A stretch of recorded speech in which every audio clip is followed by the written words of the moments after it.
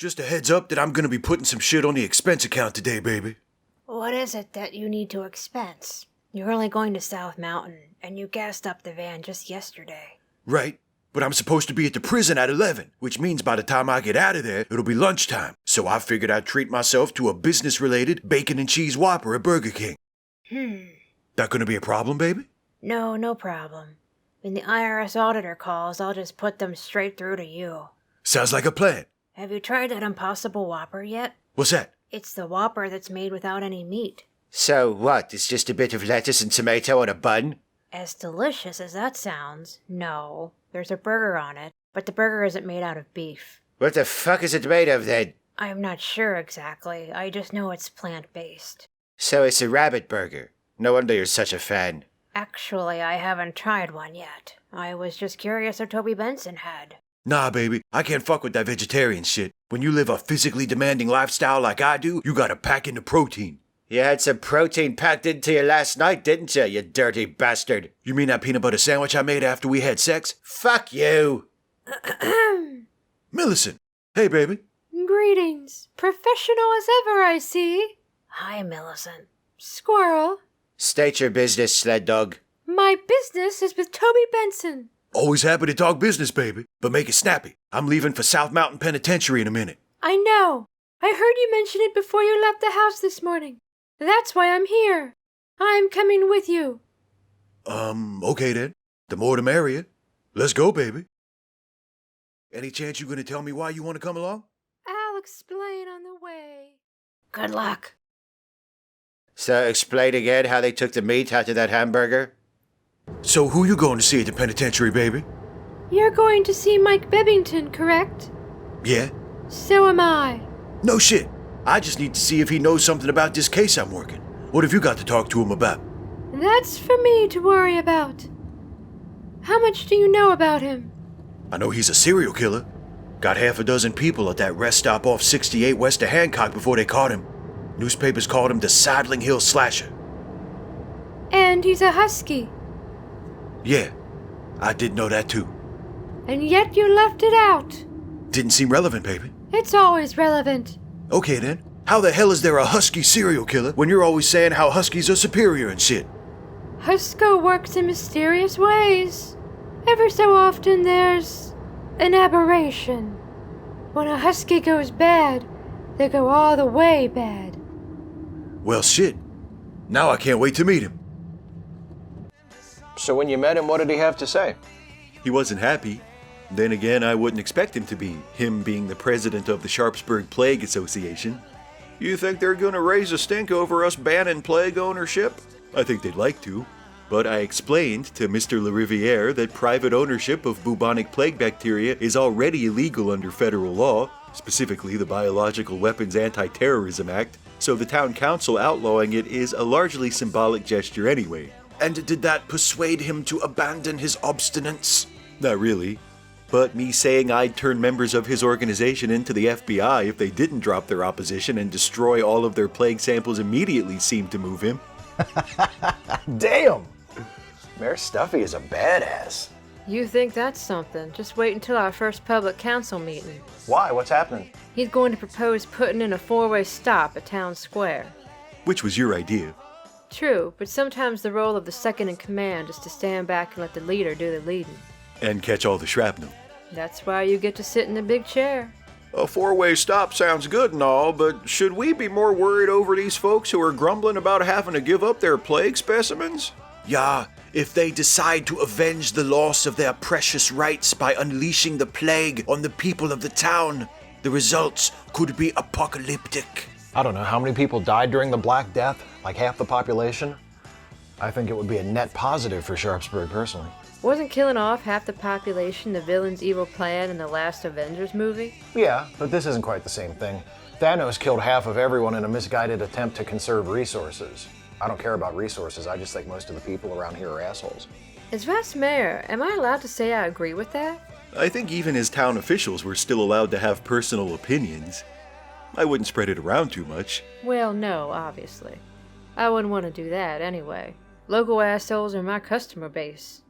Present company excluded, of course. Woohoo, we're not assholes! Hans and Prospector do raise an issue, though. Disposing of the, I have to say, truly shocking number of privately owned plague specimens is a good idea. But what if one of these SPA knuckleheads decides to cause a revenge outbreak? Should we have a contingency plan? I think in that case, the best contingency plan would be to immediately call the EPA. What if the EPA cannot handle it? Why would the EPA not be able to handle it? What if, in addition to our local plague outbreak, there has also been a nuclear war? There you go, looking on the bright side again.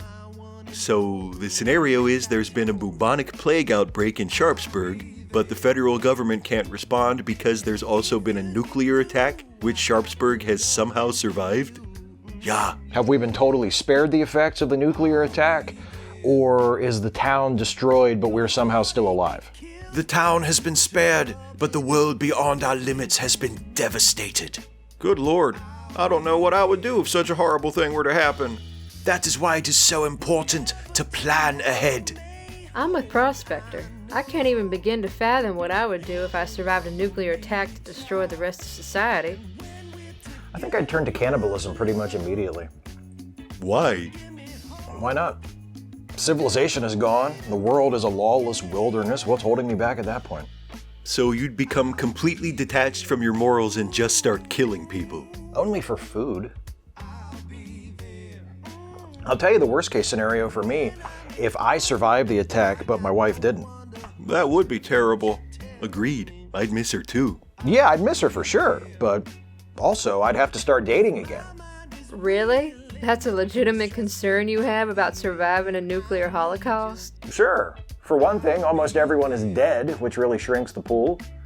For another, at my age, if I want to date age-appropriate women, it's virtually impossible that any of them would be virgins. Oh Lord, don't tell me you're one of those. Those what? One of those men who only want to have sex with virgins. No, not at all. In fact, I don't think any of the women I've slept with were virgins before we did it. Then why should it make a difference? It shouldn't, but it does. Ideally, if age and the decimation of the human race weren't part of the equation, if I ever found myself having to date again, I'd like to date a woman who's a virgin. You wouldn't rather have someone experienced who knows what she's doing? I'd rather she not be able to tell that I don't know what I'm doing. And not be riddled with the bubonic plague. Also important to keep in mind. So, in the aftermath of nuclear destruction, you'd turn to cannibalism immediately, but you'd still want to date only age-appropriate women? We've got to have some standards, Stuffy, otherwise we're no better than animals.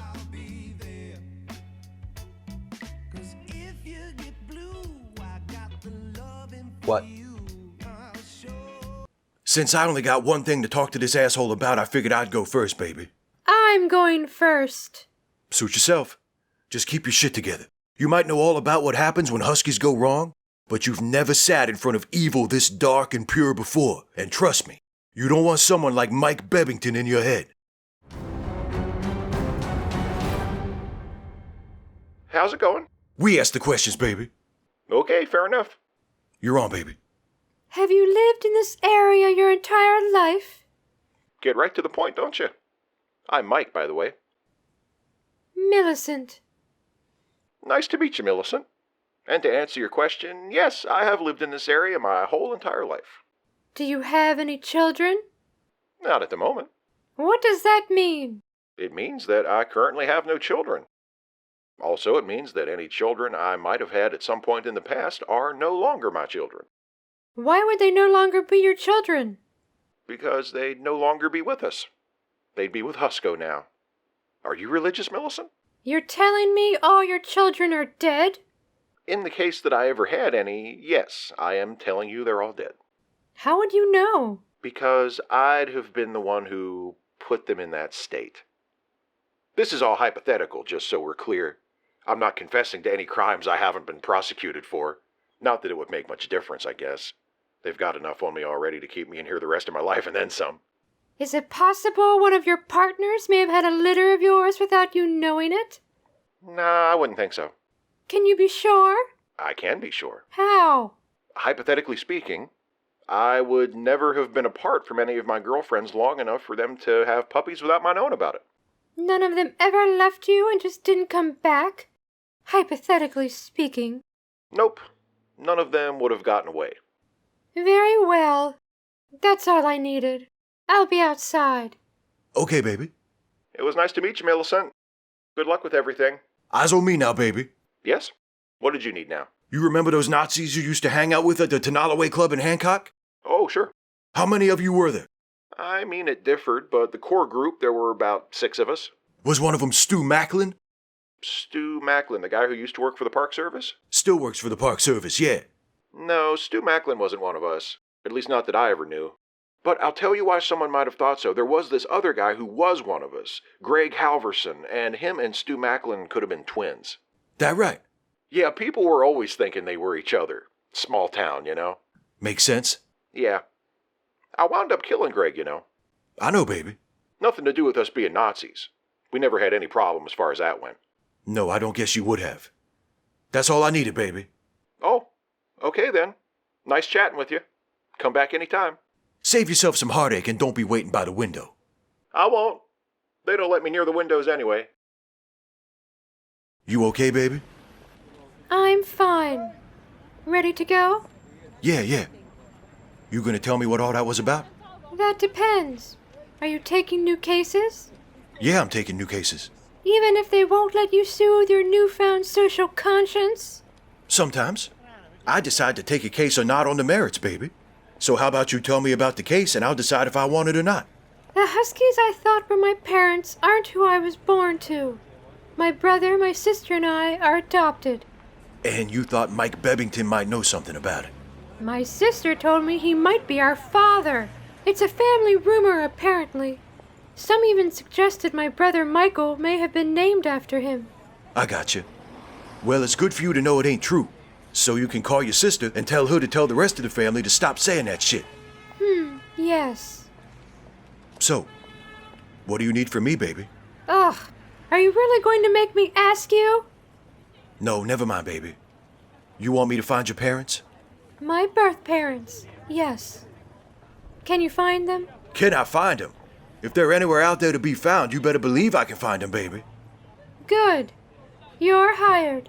Assuming you're taking the case, that is. Yeah, baby, I'm taking the case. Good. Now, let's go. I demand the friend price. You got it, baby. You want some lunch? I'm buying. Very well. Cool. You ever tried one of them Impossible Whoppers?